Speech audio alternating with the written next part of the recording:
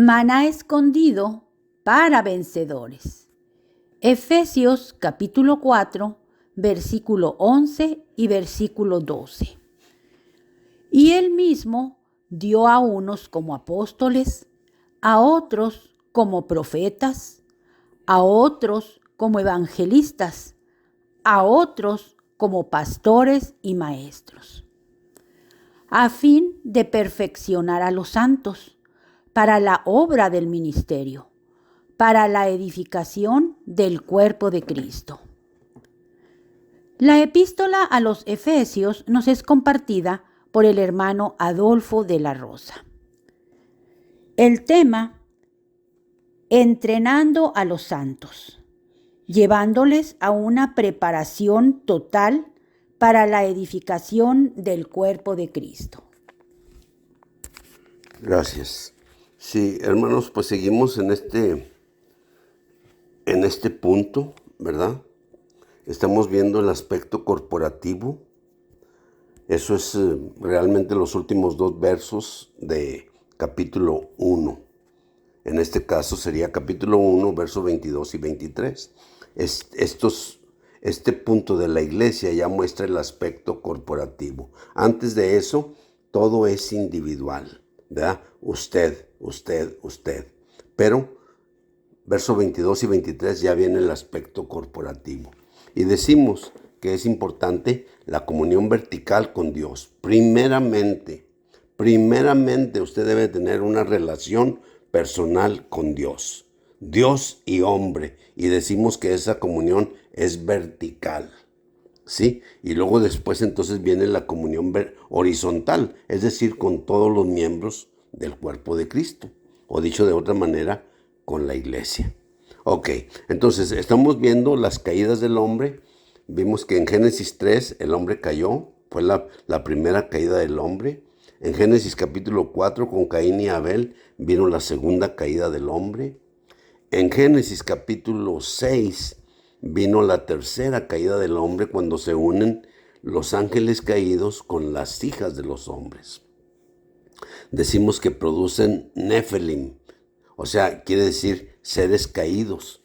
Y estos seres caídos realmente fueron gigantes, ¿verdad? Estilo, tal vez el Goliat haya sido uno de ellos, ¿verdad? El que peleó con David. Entonces, y ellos, pero no tenían capacidad de reproducción. Entonces, eso era el meollo del asunto, ¿verdad? Porque Satanás pues siempre está buscando destruir la obra de Dios. Pero nosotros pues debemos de ver cuáles son sus artimañas, ¿verdad? Entonces, ya ahí en Efesios capítulo 4, verso 13, ¿sí? O 14, verso 14, nos muestra que ahí, no seamos sacudidos por las olas, ¿verdad?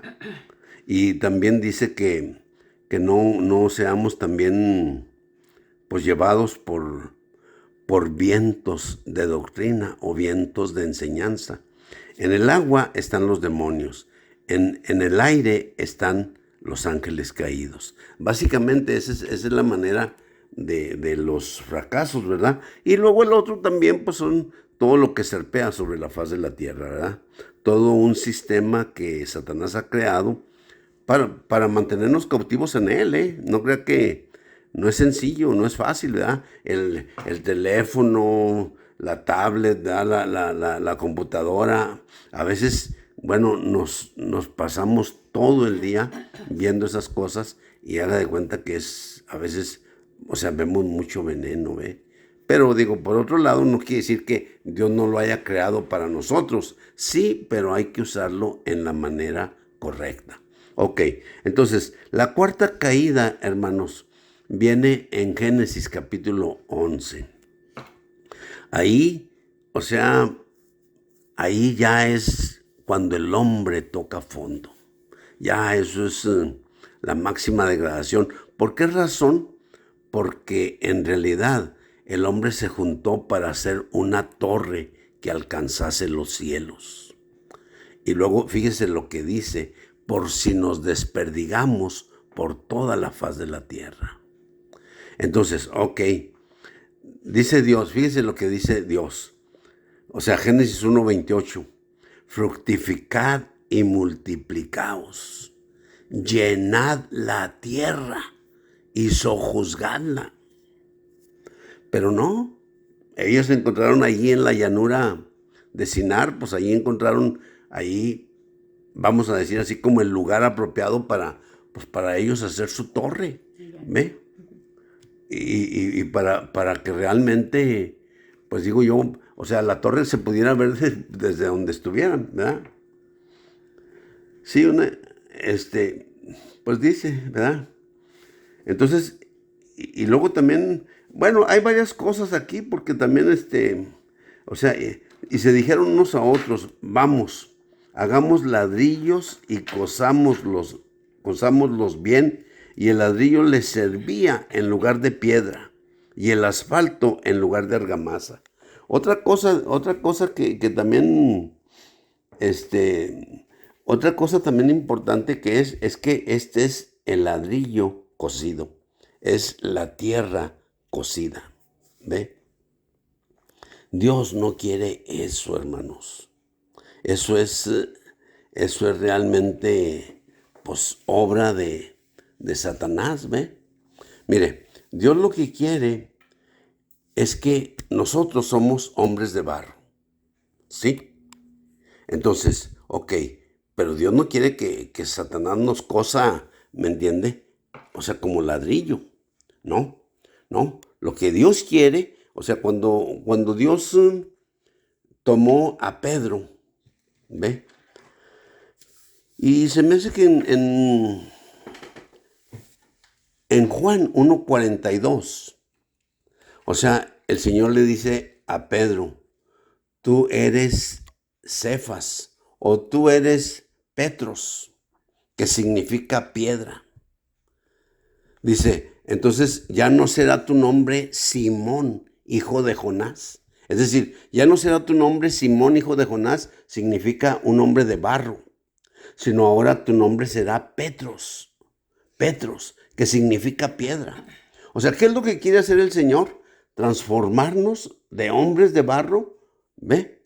En piedras vivas para la edificación de la casa de Dios. Es que eso es muy importante. La Biblia parece que no dice nada, hermanos, porque nosotros siempre pensamos, ay, mira qué bonita historia. No, no, hermanos, todas las palabras aquí tienen significado. Nada más que, pues necesitamos aprender cómo realmente trazar la línea, ¿ve? Y cómo, o sea, porque mire, o sea, Pablo le dice a Timoteo, dice, procura presentarte delante de Dios como obrero que no tiene de qué avergonzarse. ¿Por qué? Dice que traza bien la palabra de verdad. Escuchen, ¿ve? Procura presentarte delante de Dios como obrero que no tiene de qué avergonzarse. ¿Por qué? Porque traza bien la palabra de verdad. Eso es importantísimo, hermanos. ¿Ve? Ok, entonces ahí finalmente Dios confundió el lenguaje de todos para que ya nos entendieran, ¿me explicó? Y entonces, o sea, los desperdigó. O sea, es decir, pues Él les dijo, llenad la tierra y sojuzgadla. Pero ellos querían estar en un solo lugar, por si se desperdigaban por toda la faz de la tierra. O sea, ellos querían, como quien dice, todo tener pues como quien dice, pues, pues es que en minería le dicen una mojonera, ¿verdad? Es como una señal. Y entonces digo yo, pero es para saber dónde son los límites, o sea, pues de la propiedad, ¿verdad? En la que está una mina. Ok. Entonces, hermanos, ¿qué quiero decir? Esta es la historia, ¿verdad? Del hombre. Sus caídas, hermanos, sus fracasos. Y esos fracasos vienen, pues, por causa de la serpiente rastrera, ¿me entiende? O por causa de demonios o por causa de ángeles caídos. Entonces, ese es el problema del hombre.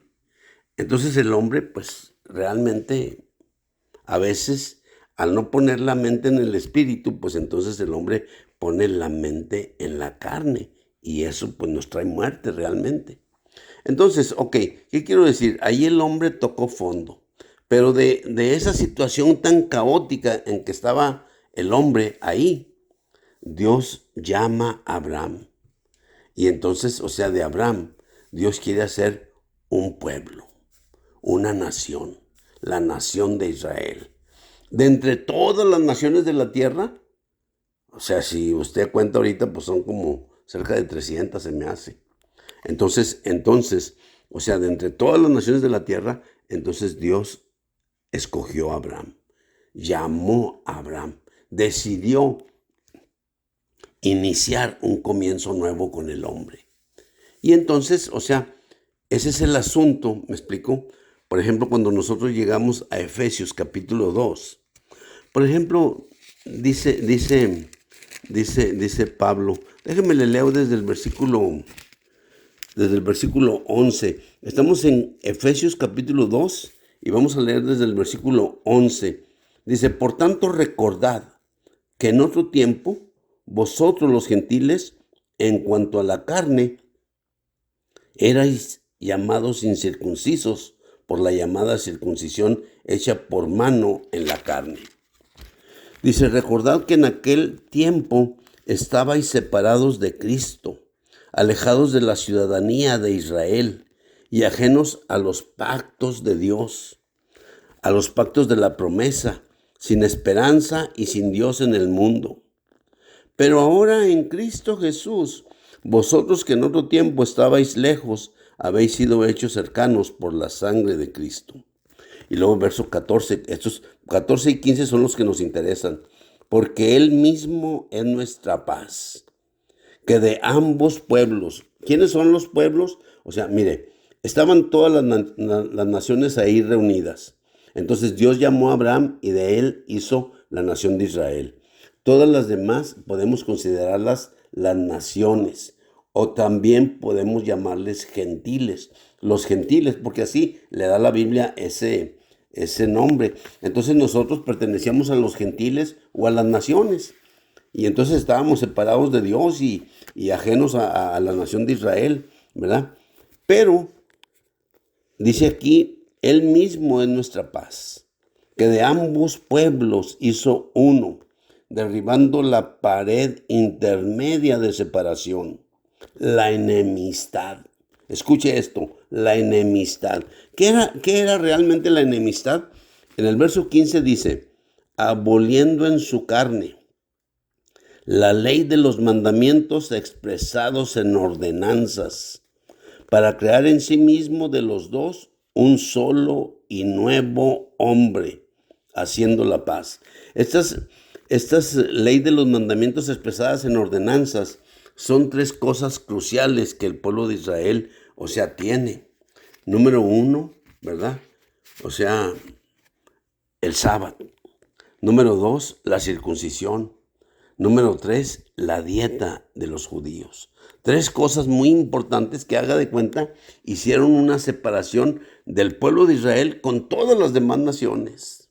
O sea, todas las demás naciones pueden comer todo lo que quieran, pero el pueblo de Israel no, porque en Levítico 11, o sea, Dios les dio, ¿verdad?, una manera de comer y de comer adecuadamente. Claro que todas esas maneras en que Dios les dio para que comieran, o sea, todo tiene un significado espiritual, ¿ve? Pero bueno, ahorita a lo mejor no es el tiempo de hablar de eso. Pero entonces, hermanos, queremos decir que realmente Dios derribó, o sea, en la cruz, ¿me explicó? Él derribó la pared intermedia de separación. ¿Cuál era esa pared intermedia de separación? Era la circuncisión, el sábado y la dieta de los judíos. Y luego dice la enemistad. O sea, dice que eso era la enemistad. Y luego después en el verso 15 dice, aboliendo en su carne.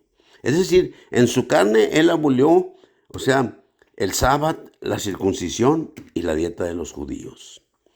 para crear en sí mismo de los dos un solo y nuevo hombre. Este nuevo hombre está compuesto tanto de judíos como de las demás naciones, de todo pueblo, lengua, nación, raza, color, ¿verdad? O sea, está creado el nuevo hombre. Entonces, hermanos, pues aquí estamos y aquí seguimos en este punto. Amén.